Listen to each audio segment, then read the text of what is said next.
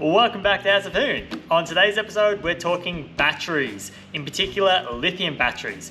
So this right here is my current battery that I use in my canopy, and it's a 120 amp hour lithium battery from iTech World.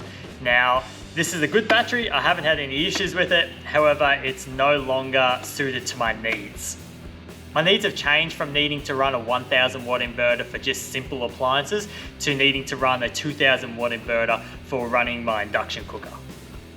Unfortunately, this 120 amp hour battery just won't cut the mustard, so I've decided to replace it with this massive behemoth. Yeah, that's just a little bit bigger. Let's move you to the side. Let's move you to front row and center. This right here is a 300 amp hour lithium battery from a Lithium Battery Wholesaler on Facebook. Now, this is probably a bit of overkill for what I need, but when I'm in the high country in the middle of winter and I've got no solar coming in because I've got snow everywhere over all my solar panels, I think it'll be very beneficial for running my high amp draw appliances. Now, to address the weight of this massive thing, it weighs 37 kilos.